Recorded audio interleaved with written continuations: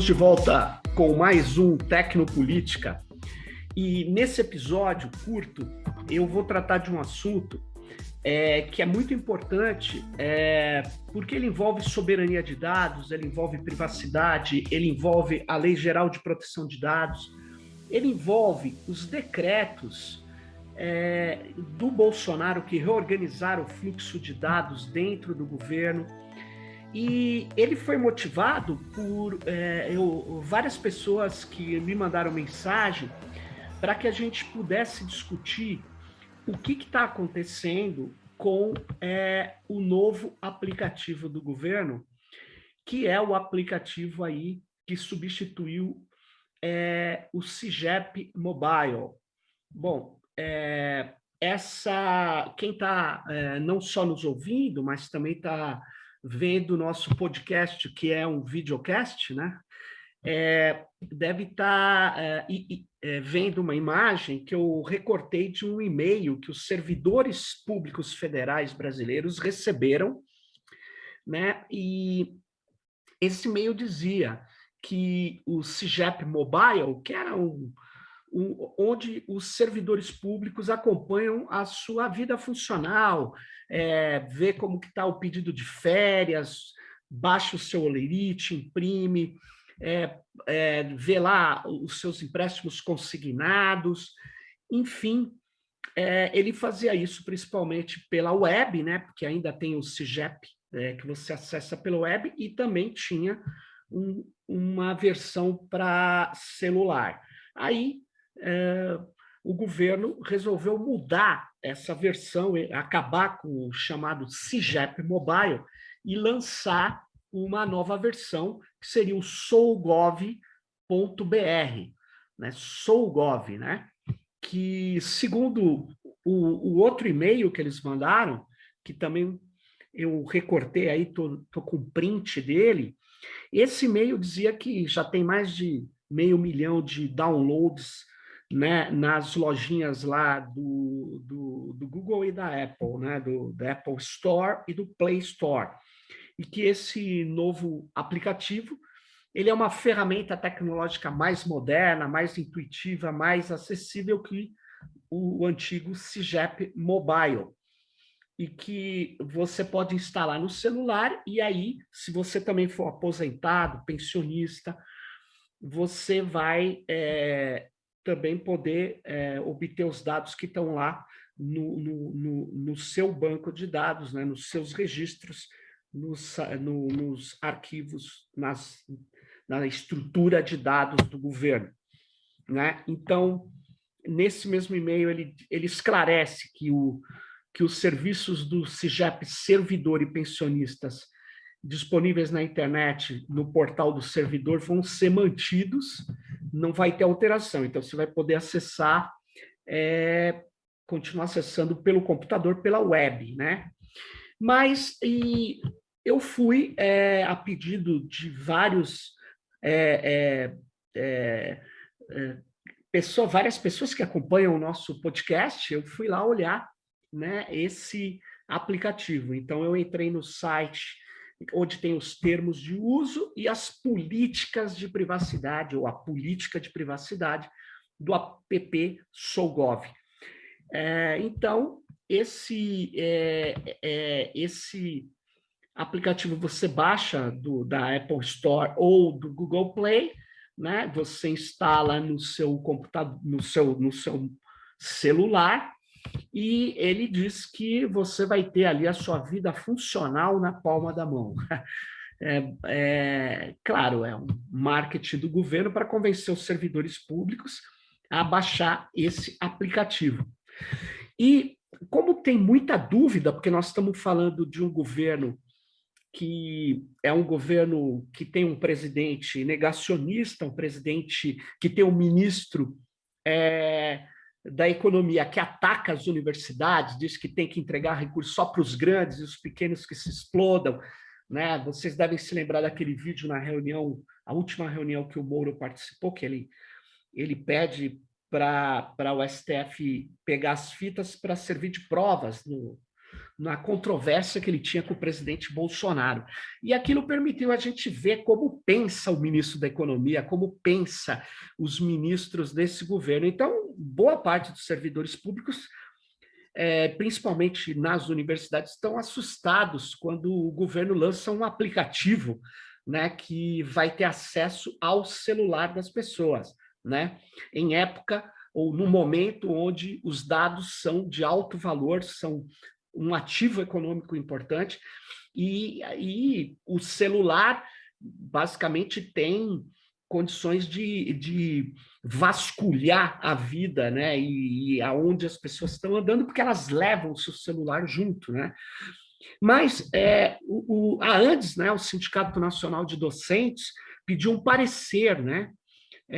Um parecer jurídico, né? E uma passagem desse parecer jurídico, estou expondo aqui, ela diz que essa centralização de dados que está acontecendo, essa automatização, está tirando das universidades, né, dos recursos humanos da universidade, que tem um grau, né, de decisão, de autonomia garantida na Constituição, está sendo, na verdade, reduzida imensamente. Então, esse é um argumento que tem que ser considerado para efetivamente ver se a autonomia universitária, com essas mudanças tecnológicas, elas não estão não está sendo afetada. Então, isso é muito importante ver essa questão que já está sendo levantada no parecer da ANDES. Mas eu quero trazer aqui outras questões, né?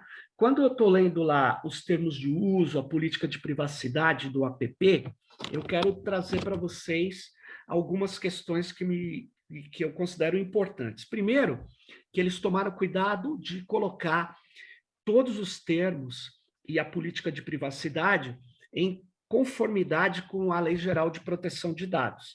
Então, tem, por exemplo, essa pergunta lá no site do governo e no termo de uso. Quais são as leis e normativos aplicáveis a esse serviço, né, do SouGov? Aí tem lá uma série de leis, eu estou destacando o Marco Civil da Internet, a Lei de Acesso à Informação, né, a Lei 3.460 de 2017, que dispõe sobre a participação e proteção, defesa dos direitos do usuário dos serviços públicos da administração pública, e a Lei 13.709, que fala dos tratamentos de dados pessoais, inclusive nos meios digitais, enfim. E vamos lá. Mas eu chamo a atenção disso. Esse APP, ele tem que estar em conformidade, obviamente, com o decreto 9.637 de 2018, que foi feito pelo Bolsonaro, né? Não, que foi feito no final da gestão do Temer, ainda em dezembro de 2018, que institui a Política Nacional de Segurança de Informação e dispõe sobre a governança da segurança da informação. Então, isso eu já comentei algumas vezes, esse decreto é um decreto que deixava muitas dúvidas, porque ele dava mais força a determinadas áreas muito opacas do governo, chamados sistemas de inteligência do governo, né? E ele também fala do decreto 10.046, que dispõe sobre o compartilhamento de dados no âmbito da administração pública federal e instituiu o cadastro base do cidadão e o Comitê Central de Governança de Dados. Eu já cheguei a falar sobre esse decreto, onde eu falava que só tinha pessoas de atividades meio nesse Comitê Central de Governança de Dados, e que ele tinha feito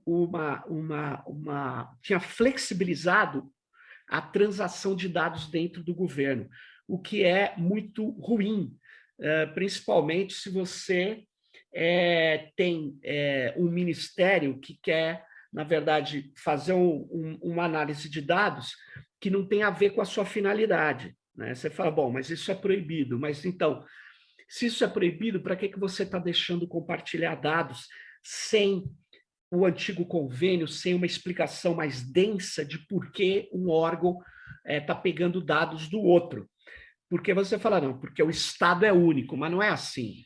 O Estado é único, mas tem, há muito tempo, uma divisão no Estado. A divisão do Estado, ela não é só para existir eficiência, é também para proteger a sociedade diante de uma máquina descomunal que é o Estado. Uma máquina de poder que é muito grande diante de um cidadão ou de grupos sociais. Então, é fundamental que dados da saúde não sejam entregues para o Ministério que não tem nada a ver, que não precisa obter esses dados, que não tem sentido obter esses dados, e que, por causa desse convênio, você pode até mesmo que o Gabinete de Segurança Institucional passe a obter esses dados, desde que ele solicite e o Comitê Central de Governança de Dados aprove. Aí você diz, ele não vai aprovar. Bom, quem me garante que não vai aprovar se o atual governo é de um presidente que desrespeita a ciência, desrespeita direitos e garantias individuais. Então, é bastante complicado. Mas vamos lá, continuando, nesses termos e na política de privacidade que está exposta do aplicativo SouGov, também está dizendo que você tem o direito a não ser submetido a decisões automatizadas, e ele remete ao artigo 20 da Lei Geral de Proteção de Dados. Né? É importante você ter clareza disso, que o titular dos dados tem o direito a solicitar a revisão de decisões tomadas unicamente com base no tratamento automatizado de dados pessoais que afetem seus interesses. Bom, o problema é, nós vamos saber quais dados vão ser tratados automaticamente, mas é importante que esses termos de uso tragam isso de maneira explícita. Isso é interessante. O pessoal que escreveu os termos de uso e a política de privacidade do aplicativo está bastante consciente desse arcabouço legal aí da Lei Geral de Proteção de Dados. Né? Então, por outro lado, eu estou fazendo essa colocação. Dizer que você pode pedir revisão de decisões automatizadas não quer dizer que você saiba quais decisões são automatizadas.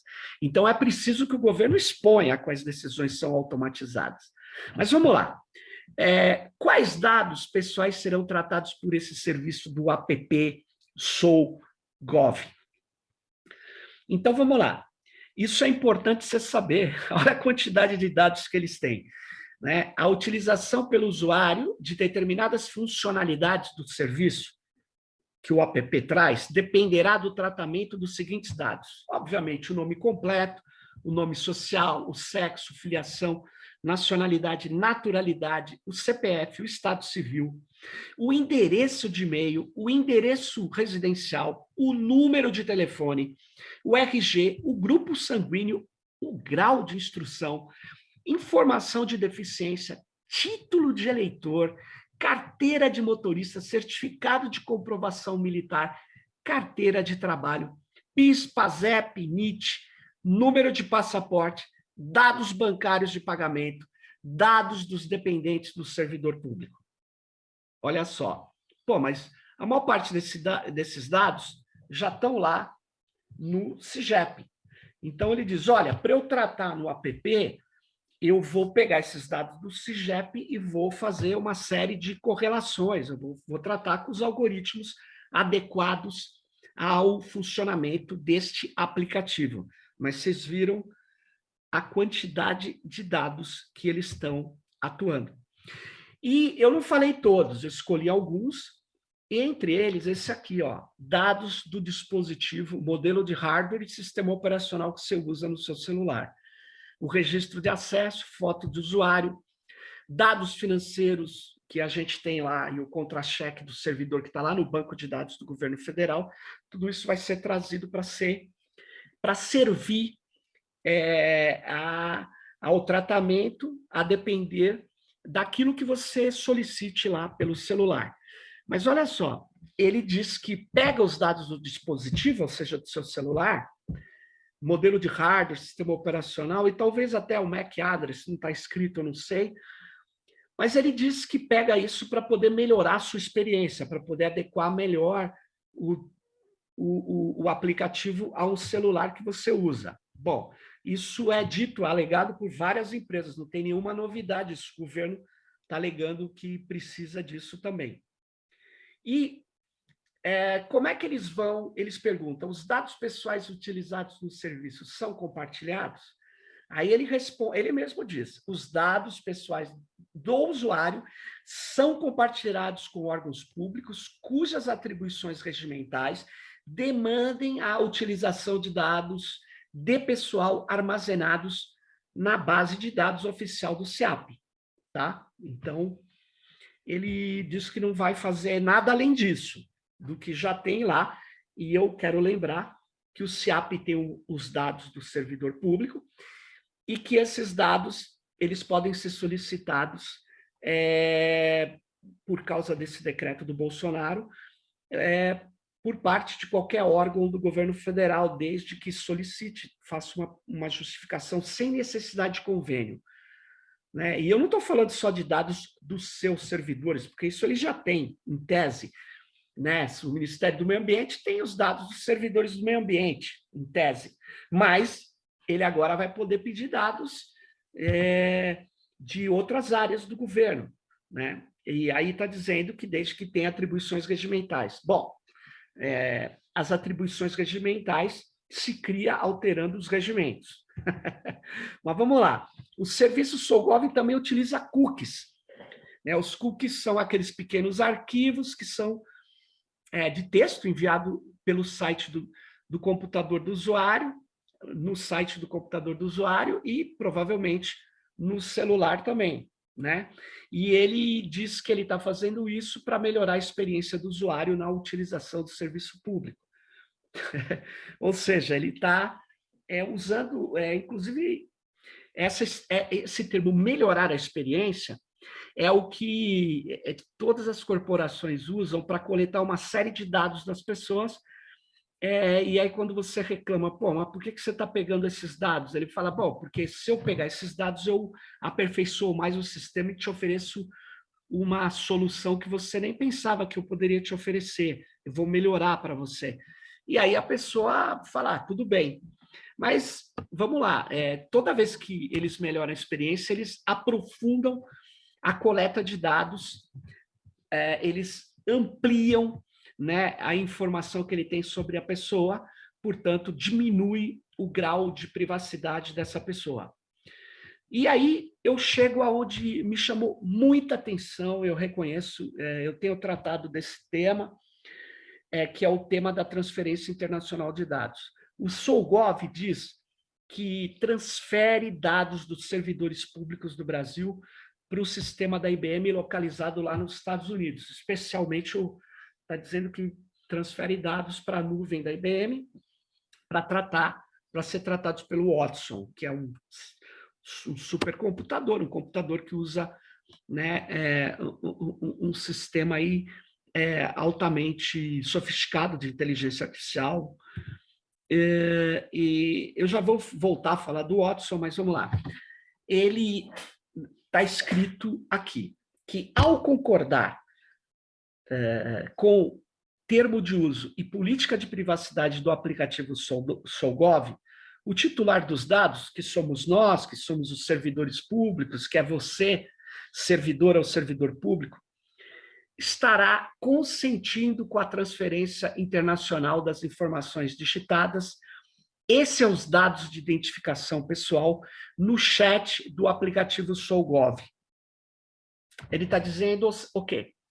Que provavelmente ele vai ter um sistema robotizado, automatizado de respostas para você, e que você está aceitando que quem vai operacionalizar esse site vai precisar pegar os dados seus e transferir internacionalmente, ou seja, levar lá para os Estados Unidos, provavelmente, para que o sistema algorítmico de inteligência artificial responda às questões que você vai estar aqui na rua da sua cidade fazendo através do seu celular. Olha só, os detalhes sobre Essas transferências são exibidas abaixo, diz o documento, né? País, Estados Unidos da América do Norte, sim. Organização, IBM, International Business Machines. E aí vem, garantia para a transferência, consentimento específico do titular para a transferência com informação prévia sobre o caráter internacional da operação, distinguindo claramente esta de outras finalidades. Bom, nessa tela, quem estiver vendo, está vendo que essa tela eu tirei do documento, termos de uso e política de privacidade do aplicativo. E você vê que o primeiro parágrafo fica confuso em relação à garantia de transferência. Porque no primeiro parágrafo está dizendo que se eu concordo com o termo de uso e política de privacidade do aplicativo, eu já estou concordando com a transferência internacional. E nesse quarto parágrafo, ele está dizendo que eu tenho que dar um consentimento específico, né? Então, é preciso que isso seja esclarecido. Eu, particularmente, não quero que meus dados sejam transferidos para os Estados Unidos.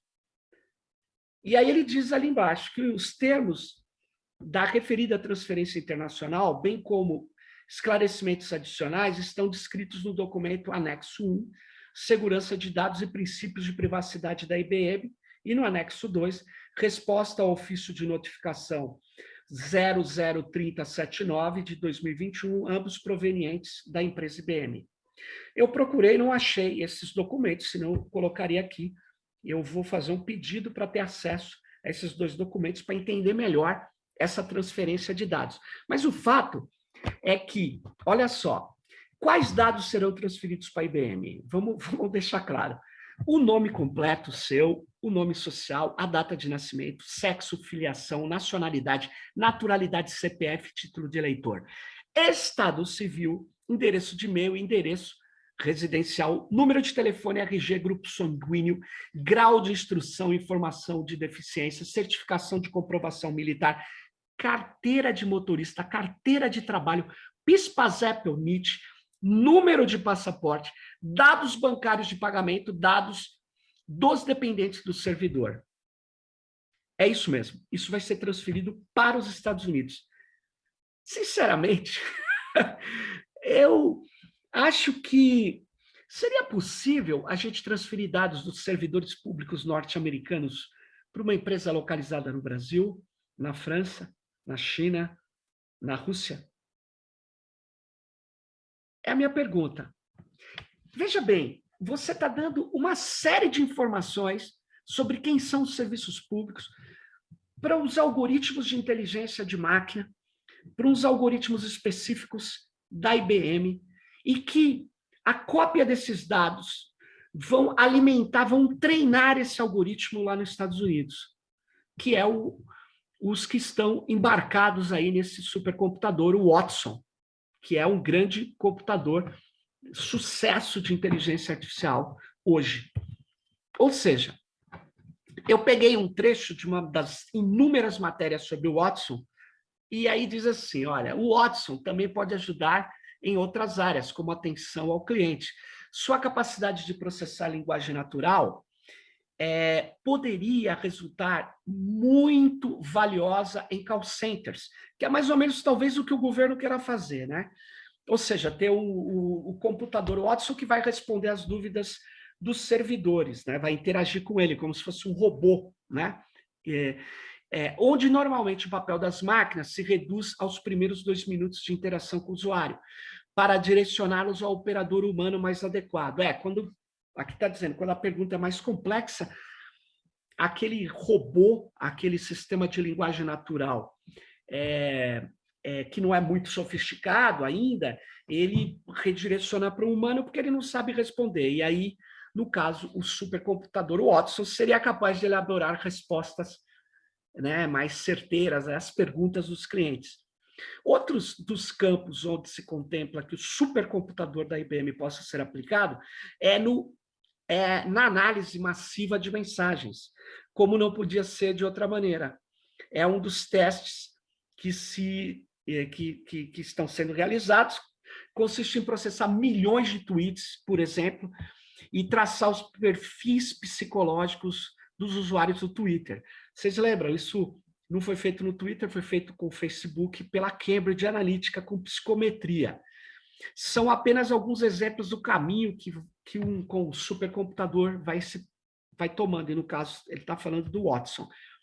E, obviamente, a IBM está dizendo que fez um arranjo interno, quase que tornou a equipe responsável pelo Watson numa startup e ganhou muito dinheiro vendendo os serviços do Watson, que passou de milhões de dólares para muitos milhões de dólares e bilhões de dólares. E, obviamente, o Watson está cada vez mais sendo aperfeiçoado nos seus algoritmos, né? Ele usa um algoritmo de ciência cognitiva, ele usa um algoritmo muito sofisticado e que está sendo aperfeiçoado a cada tempo com os dados e com as informações que estão sendo levadas a ele. E o curioso é que ele faz isso em nuvem, então os dados saem daqui do Brasil e vão para ele. Agora, veja bem, todos nós sabemos, depois do Snowden, como é que as agências norte-americanas usam as empresas norte-americanas para ter acesso a dados, para ter acesso a aplicações que rodam dentro dessas corporações. Nós sabemos também que a IBM tem interesses cruciais no Brasil e ela vai ter um mapeamento dos servidores públicos federais brasileiros. E isso não é preocupante?